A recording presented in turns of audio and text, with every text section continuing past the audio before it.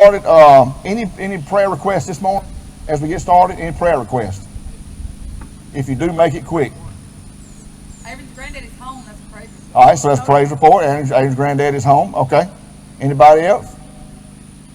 Anybody else? Y'all must be ready to rock and roll like I am. All right, let's go ahead and open up with a word of prayer. Race, I'm going to ask you, if you will, please stand and give us a word of prayer this morning, please, sir.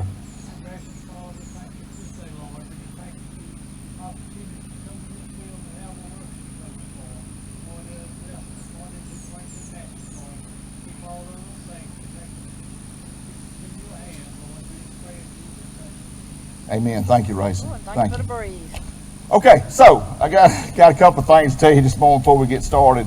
This morning's message just kind of fell in our lap. Me and Becky were talking about it the other day.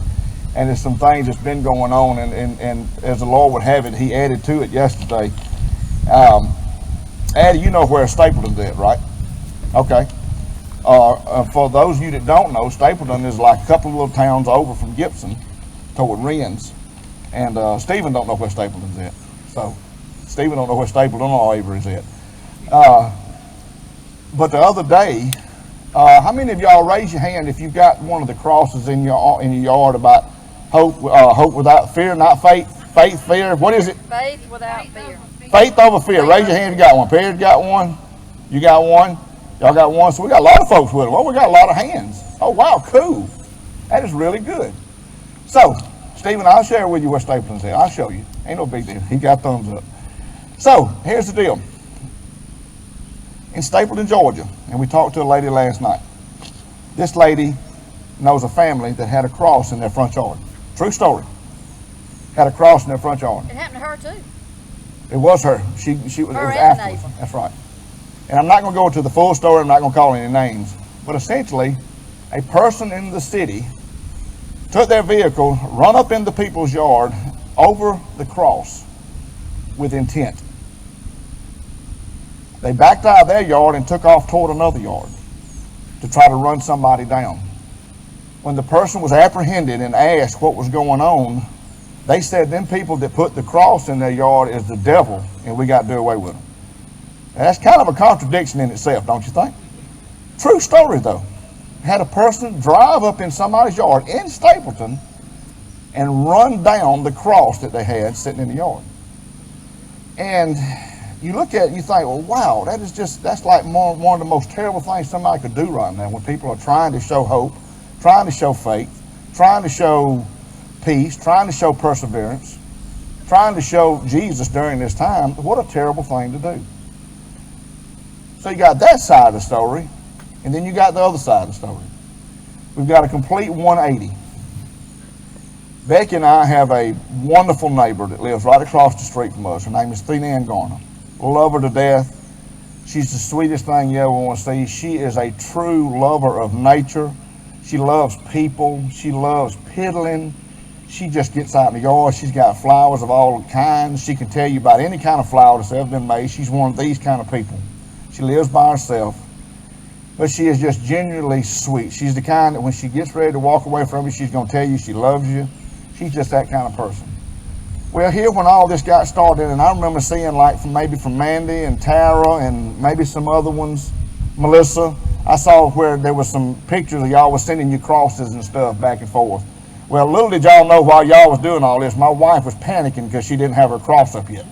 So she was behind on time. So my wife don't like to be behind. So nothing would do, but I had to go to Gibson, and I had to go get 4x4s, and I had to make crosses. Well, Mike couldn't carry one across, and the little couple that lives next to us with the little baby boy named Waylon, Becca and Eric, they wanted to cross.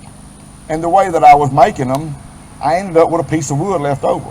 Well, I said, you know what? We need to go ahead and get Ann one. So we got Ann across. We got one more piece of wood, and we was able to make 4 crosses. We put them in the yards. And y'all just would not believe how much Ann has enjoyed having her cross in her yard. She's enjoyed it so much that every day she goes out and changes something on it. Every day. First thing she done is we put it up right exactly where she wanted it. The very next day she didn't like it there. She wanted to move it to somewhere else. So she had it where she sits in the swing and she looks out the front yard. She couldn't see it, so she had to have it moved to where she could see it. The next thing we done, we looked out there one day, and she had a purple scarf on it with 2 bluebirds sitting on it. You got to know Thea Ann to appreciate the story. That lasted one day. The next day, you looked out there, there was a lavender or maroon type flower with 2 redbirds sitting on it. One day she'll have a potted plant sitting in front of it. One day she'll have a wreath hanging on top. Every day, Thea Ann is changing something on her cross. And my question to y'all this morning, and I want to get right into it, because it's so simple and it's a precious message for those of you that really want to take it to heart, is we have some people that want to tear down the cross. Do we not? Some people want to tear down the cross. Some people do not want to see a cross. Okay? They don't ever want to see a cross. Will they one day want to see a cross? Yep. Yeah. Will it be too late at that point? Yep. You think it'll be too late at that point, Britt? Yeah. If they leave here and they hadn't never looked at the cross, no, it's going to be too late. It's going to be a sad, sad day for them. So you got some people on one end of it that wants to tear it down. You got some people on the other end of it that just cherish the fact that it's in their yard. They just love seeing it. They love having it. They love showing it off. My question today is, what will you do with the cross? What will you do with the cross? I shared that story with you because the Lord just kept sharing with me that He said that, you've got to ask the question, what will you do with the cross? So I've got a very simple, straightforward message this morning. And I normally take time between these. But this morning I want to share all 3 of them at the same time. If you want to jot them down, that's fine. I'm going to go over each and every one of them. But the question is, what will you do with the cross? Will you wear it? Will you share it? And will you bear it? Will you wear it? Will you share it? And most importantly, will you bear it? How many people, raise your hand, that had ever seen someone with a cross necklace on that by the way they act, they ain't never even seen the inside of a church? Has anybody ever met somebody like that? I got some hands. I got a lot of, oh my goodness, seriously. Now, when I first come to church, for whatever reason, there was a fad that some of the women folks would have blue jeans with a cross on the right butt pocket. Not nice. I fussed about it. I hadn't seen any of them lately, so that's good. I can have them. Yeah. Becky, I told my wife she was forbidden. I forbid my wife from having them in breeches. I said, now you're going to wear a cross on your butt. That's not nice. But seriously, how many people, we got a lot of hands raised. People that wear crosses around their neck that they ain't got a clue who Jesus is. They ain't got a clue what Jesus done. And more importantly than anything, they ain't got a clue what's in store for them. But yet they got that cross. Addie, you ever seen anybody in Gibson have a cross around their neck? Have you ever heard somebody that had a cross around their neck use a cuss word? Yeah, sure. There you go. There you go. Happens all the time. Should we? No, absolutely not. As a matter of fact, I'm going to ask this question. You may not be heard on the video, but I'm going to ask this question. Wearing that cross around your neck should make you want to be what? And I need answers. Raise your hand. Somebody raise your hand. Wearing that cross around your neck should make you want to what? Show Christ. Show Christ. Becky says show Christ. Anybody else? Righteous. Show that you're righteous. Yeah, that's exactly right. Righteous in a holier than thou way? No, absolutely not. Righteous in a humble way. That's exactly right. Good, Stephanie. Very good. But you see these people all the time. Now, don't get me wrong. I've seen some God-fearing people. God-fearing, God-loving, and very humble people wear a cross around their neck. And you know that cross means a lot to them. Matter of fact, I was up in, I even forgot where it was. It may have been in Michigan. And I saw a little girl working in a Best Buy up there. And she had a cross around her neck. And I'm like, I'm in the big city now. I'm away from Georgia. I don't know what these folks, if they even know what a cross means. So I asked her, I said, what's that around your neck mean to you? And she looked at me she says, it means everything to me. Everything to me. And I thought that was really cool. Because should it mean everything to us? It should mean everything. So, will you wear it? Now the next thing is, will you share it? This was in my testimony when I first started speaking and when I was going to brotherhoods and things. And it's something that I want to share with you again today. 97, okay?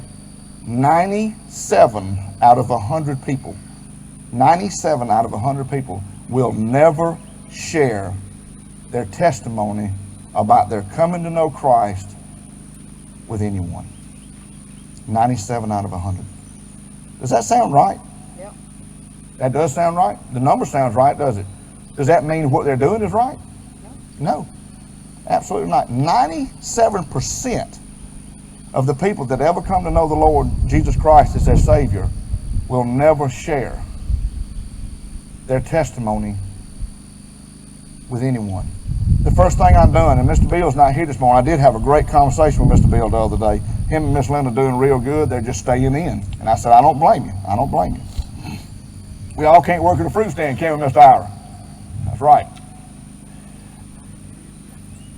But when we got ready to, when I was ready to come on board here, we had a meeting one day with all the deacons. And I asked Billy Joe, I asked Perry, and I asked Aaron, and I asked Mr. Bill. I said, share with me your testimony. Did I not, Billy Joe? Why do you think it's important for a pastor to hear the deacon's testimony? Shouldn't the pastor know who the deacon really is?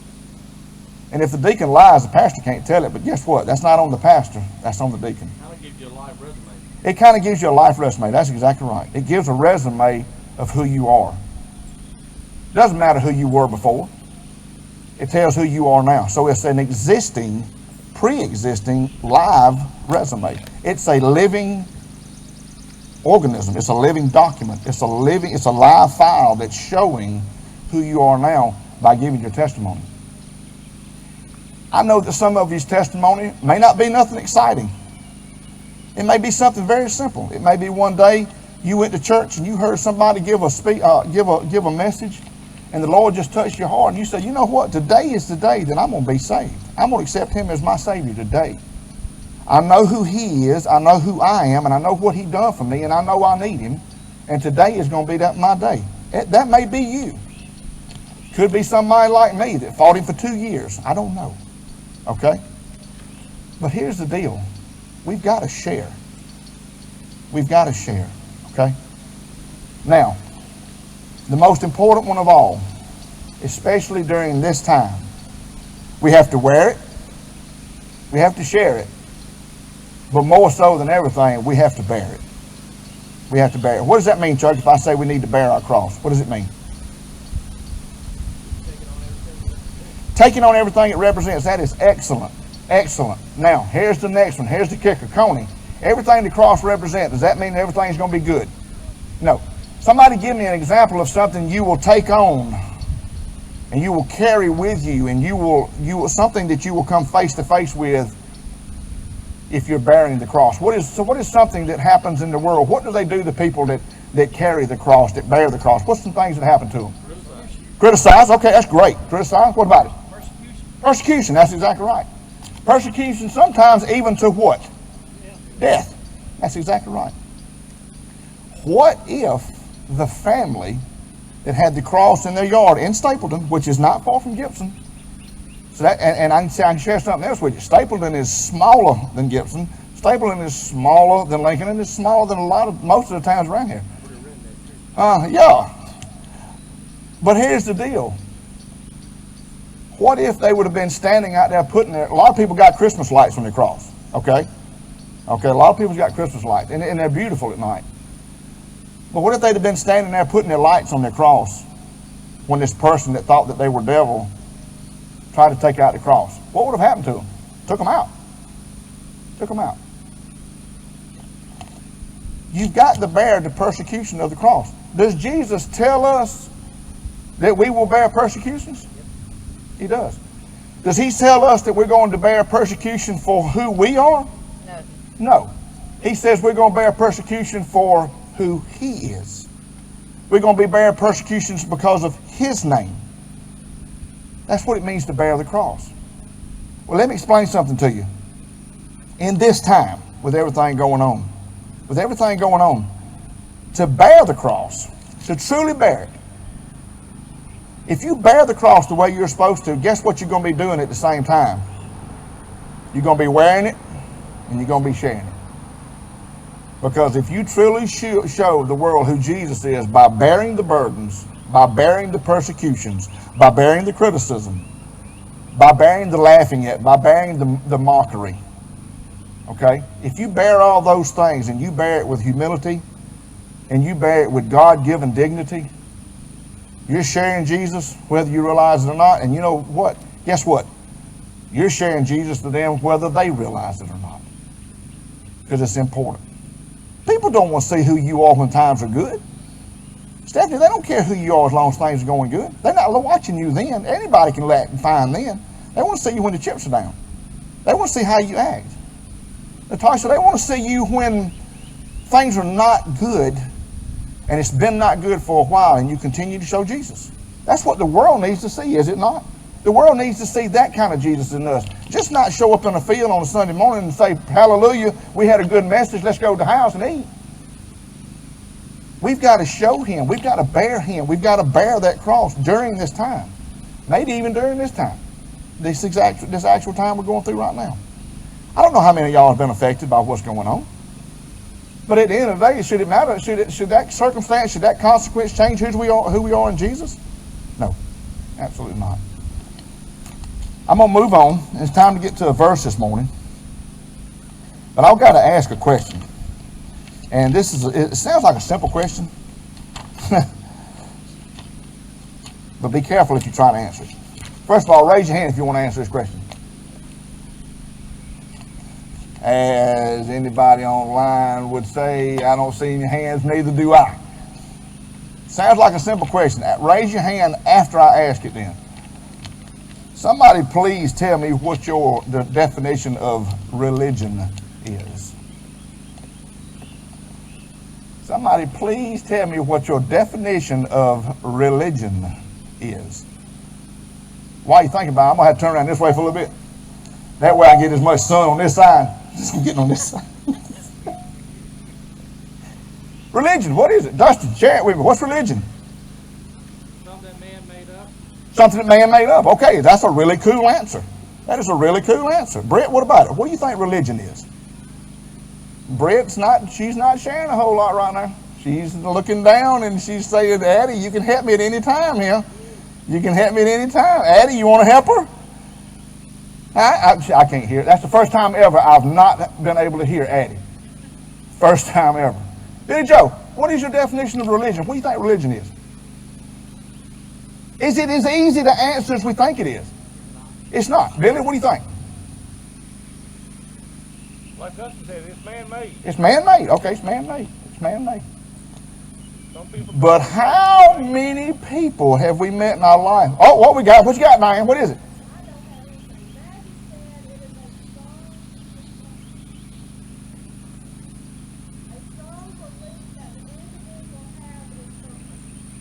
A strong belief that the individual has in what?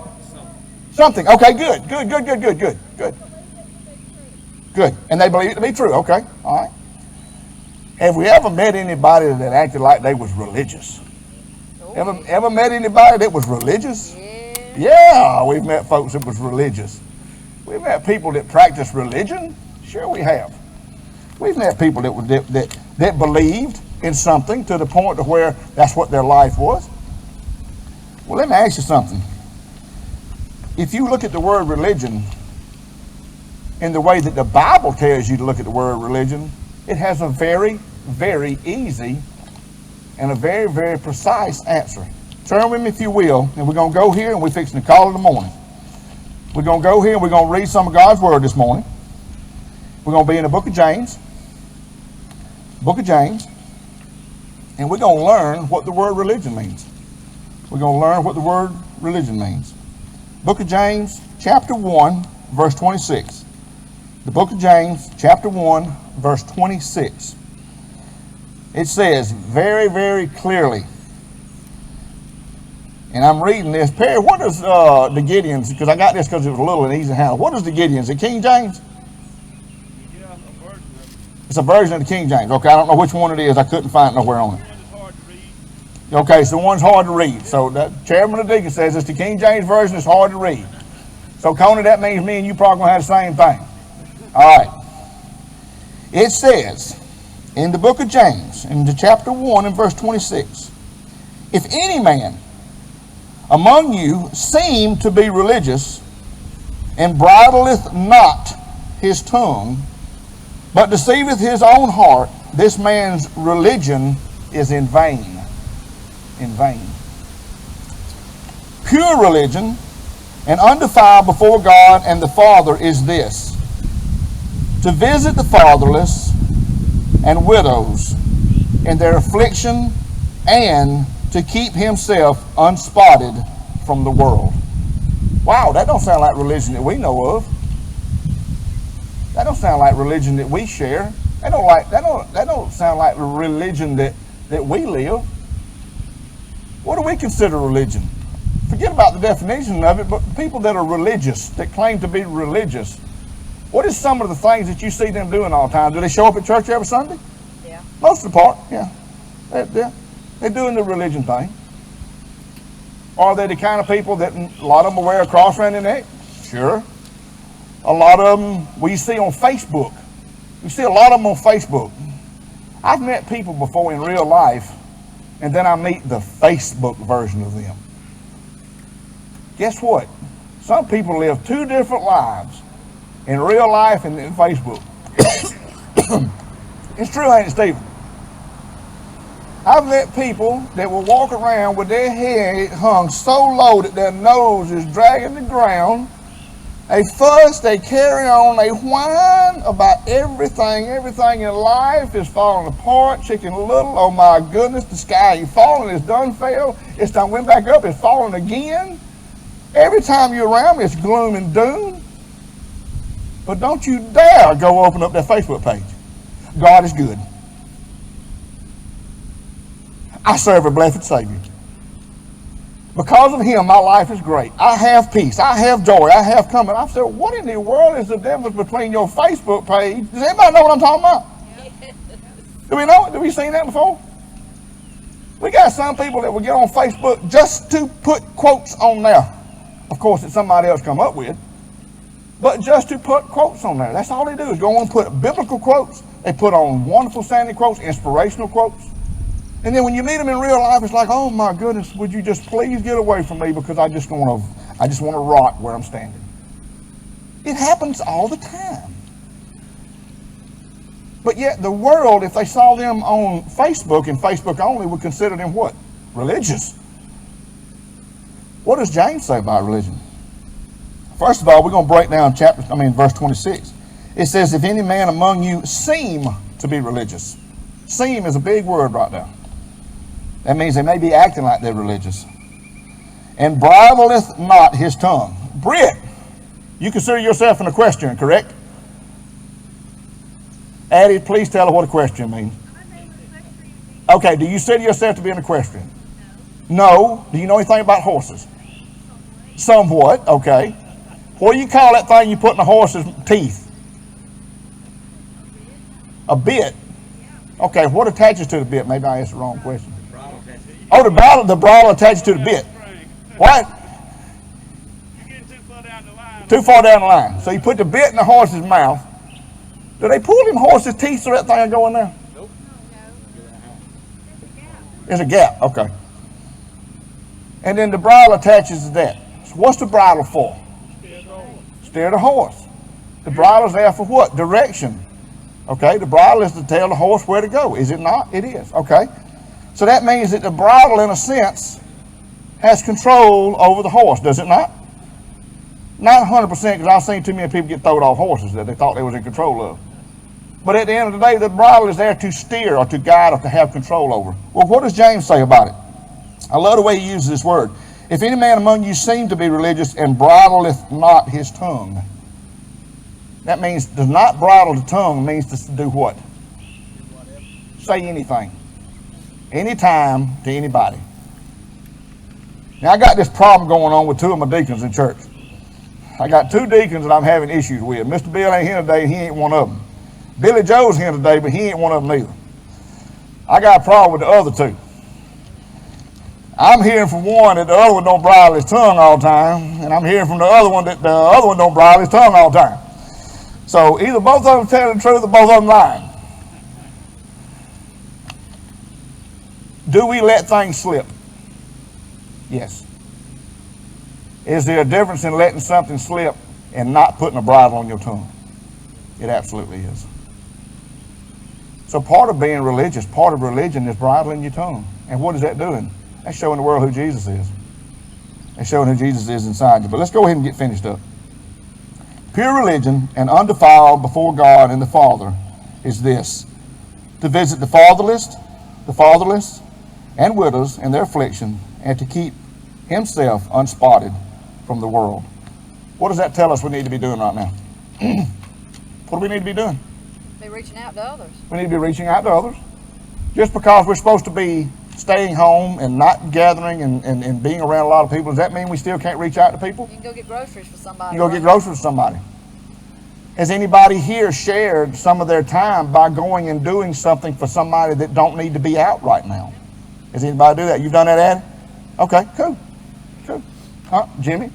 Very good. My wife has. Connie has. Got a lot of folks done. That's great. That's great. It says religion is not sitting in the church looking pretty, even though we all do.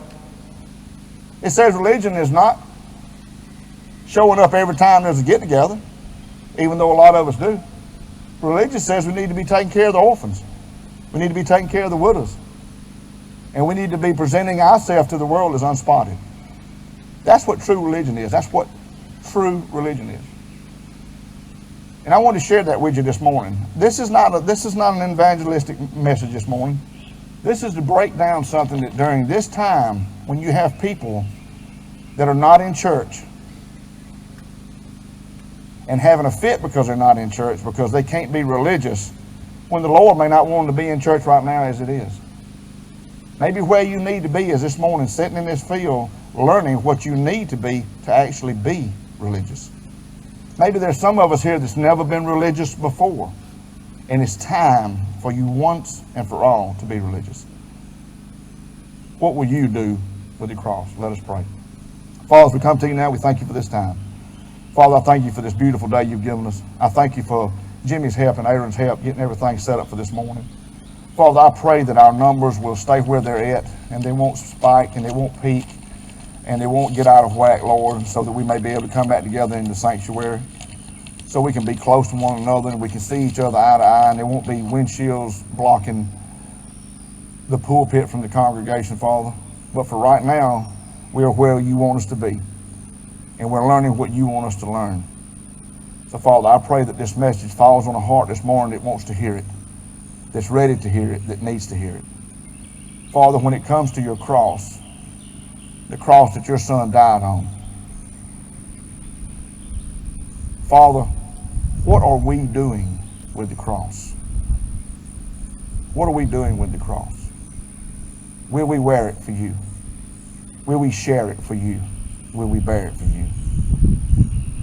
Only as individuals can we answer this question this morning, Lord.